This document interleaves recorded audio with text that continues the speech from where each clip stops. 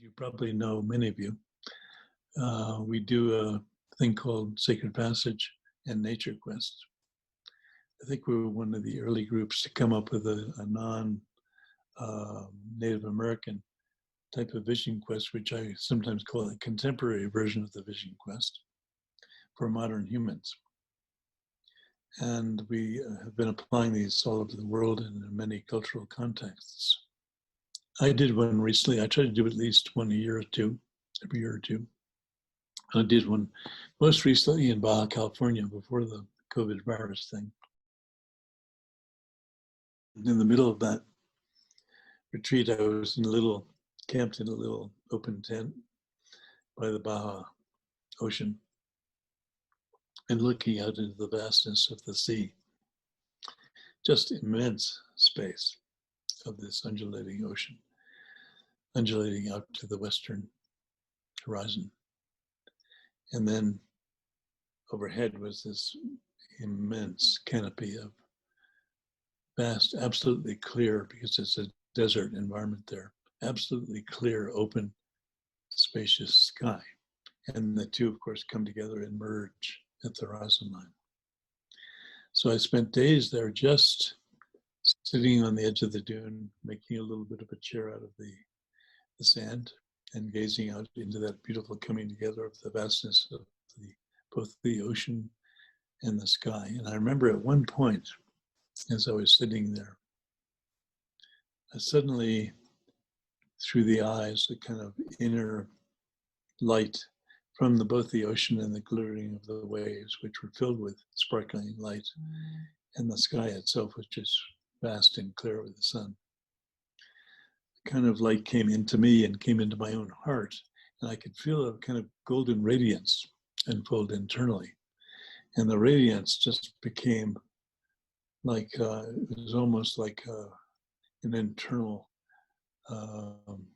tremendously powerful bulb had suddenly turned on.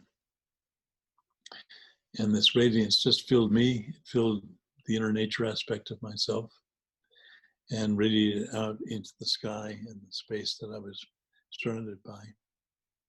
And then it kind of turned around and moved into the inner clarity and inner spaciousness of my fundamental true nature.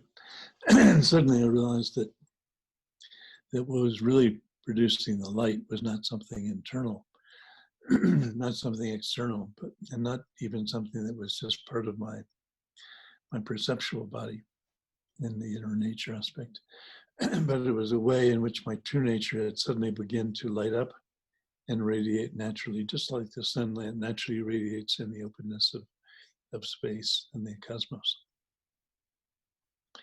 We have that same capacity to drop into that immense radiance and unconditionality of an open, radiantly loving heart.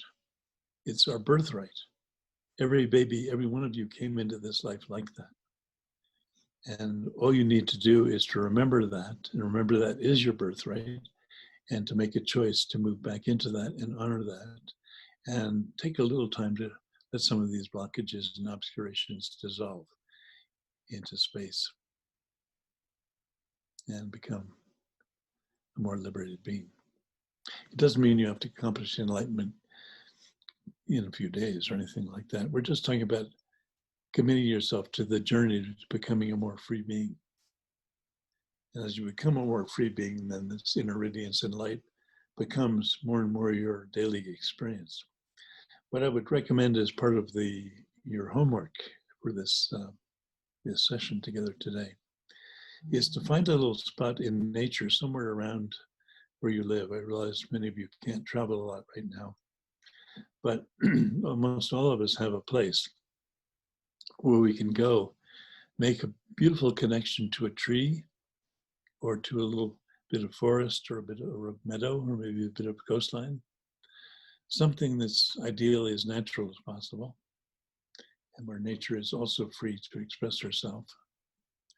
And go there and open your heart and make a clear connection to honor that spot and thank it for the power and the integrity and the beauty that nature itself is expressing through that spot. So ideally, it's a place that inspires you in that way. I often find even a tree can do that, or a beautiful flower. I've got a garden out back I've been doing some gardening with, and the flowers are coming out right now. What an experience. Even with the mosquitoes coming out right now, I still find myself standing for long periods of time, even as the mosquitoes are landing and having a bit of food. Because the beauty is so overwhelming of these flowers. It's just incredible. So you don't necessarily have to go out into a vast forest or wilderness area to do this, but find a place in nature where you can make that authentic connection. And then if you're lucky enough to be in a place to go into some really pristine nature, fantastic. Then do that and find a place there that it becomes kind of a special spot for you to go and spend some time in and to cultivate with. And when you go there, begin to honor and enjoy in an honorable way everything that your senses. It's very one of the most uncommon things in Western culture I've noticed these days is to go into nature, especially a part of nature where we feel a kind of inner and outer sacredness, and to say thank you and to give our appreciation, our respect, our honoring, and to honor also the inner awe and amazement, astonishment of the beauty that we're surrounded by. And to give thanks to both nature and Great Spirit for the gift of this. These bodies are a gift, they're a huge gift. Even the organ systems that make up these bodies in the Taoist tradition, you honor each of the organ systems as a god and a goddess within you that make your life possible. But in the same way, if you go to these special places, their nature you can give your thanks back to outer nature, just as you can do to inner nature in your organ systems. And through the honoring process, you begin to establish a kind of connection which is absolutely essential for living in an authentic way with the realities of what the planet offers to us, and also the work we have to do these days to help in the healing of our relationship to Mother Earth and our culture's imbalances. Very simple thing. So go out and find these spots. Maybe spend a little bit of alone time there. It's okay to go with a partner, but if you can take some time to go there in solitude. We have in the way of nature something called we used to call it the solo time. You have the training time, like what you're going through right now. Then you drop into the solo time, which is kind of the base of what we've come to call the way of nature you. And then great gifts are received as you make deep connection with your inner nature and a true connection through your senses and the inner nature aspect with the rest of outer nature around you, free of human ideas. And then you emerge from that and begin to rise out of you with all kinds of fresh creativity and new insights, and in many ways regenerated and healed from some of the duresses of life. So we recommend doing that on a regular basis. As a daily practice, you can do it. Just drop out of the normal stuff of life for a little bit and honor nature in a special sacred place in this way, and feel the heart open. Feel as you honor nature and say, thank you, thank you, thank you for all these things. You begin to feel a relationship beginning to happen. In one of the early teachings on energy, I shared the practice of how to do the reciprocal breathing with a tree or a flower. That practice, which is a little bit deeper form of honoring energetically nature, can be one of the ways in which you express your deep connection. You can also do it if you know our 11 direction ceremony. You can go there and do a simple form of the 11 direction ceremony, which is also available, by the way, on our website and in both of the new books, the newer and the older book on that the Way of Nature recommends as background reading. One is Sky Above, Earth Below. The other one is Cultivating. It's called Cultivating Natural Liberation. And these are designed to take out into nature and have both a visual component and a text component that are points for contemplation to take a deep dive into this kind of connection. You can take the card, for example, and learn how to do that ceremony as the beginning of your time there, is to open up the door to connection. You can begin to just go through that love and direction ceremony. Then the ceremony helps your intent begin to move in the direction of honoring, acknowledging, and thanking.